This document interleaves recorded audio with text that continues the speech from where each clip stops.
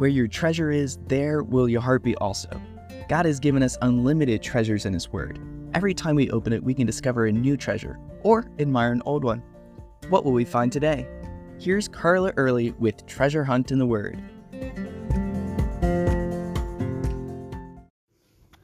Eating is one of my favorite pastimes. There's a word in Japanese that means eating because your mouth is lonely. So I know I'm not the only one. I think people of Bible times had a different relationship with food. Most lived a hand-to-mouth existence, shopping in the market daily and eating to live instead of living to eat. The day Jesus and his disciples arrived in Sychar, a Samaritan town, they'd been walking all morning and were hot, tired, and hungry. Jesus waited by the well while his disciples walked to town to buy food. In the meantime, Jesus had a divine appointment with an adulterous Samaritan woman who came to draw water.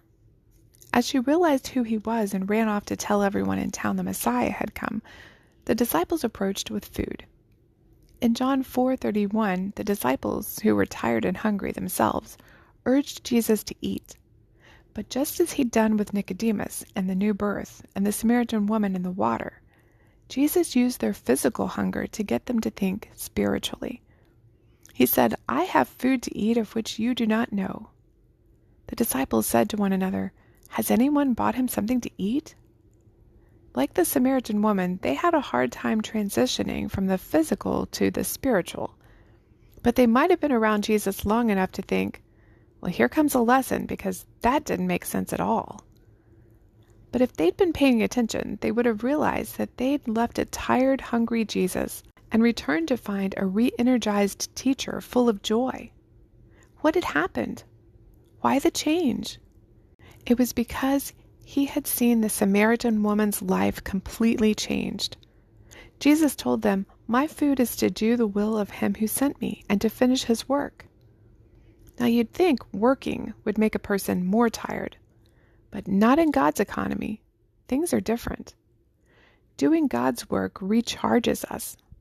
My husband can tell you, when I get home from a Tuesday night Bible study, he's ready for bed, but I'm always wide awake and excited to get started on the next week's study. Jesus' work was to give out the message of salvation, teach, and fulfill the law. And when he did that and saw fruit, he couldn't help but be excited. Remember the parables of the lost coin, the lost sheep, and the lost son? When the person found what they lost, they threw a party. There's always rejoicing in heaven for a sinner who gets saved. But there should be rejoicing here on earth, too. After all, Jesus went to the cross with joy. Hebrews 12:2 says, Jesus, for the joy that was set before him, endured the cross. What was the joy set before him? It was the knowledge that because of his sacrifice, we would be able to receive salvation, and the knowledge that he was doing the will of the Father. Here he says, what's most satisfying is doing God's will. Does that satisfy you?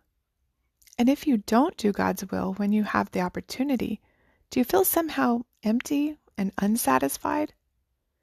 Jesus hungered to tell people who he was and see their lives changed forever. Do we hunger to do that too? Do we get excited to teach others the Word of God and nourish their souls? What makes us the most satisfied? You can contact us at treasurehuntintheword@gmail.com. We'd love to hear the treasures God has given you through His Word. You can listen to other episodes on our website, which you can find in the description below. Thank you for listening, and remember, where your treasure is, there will your heart be also.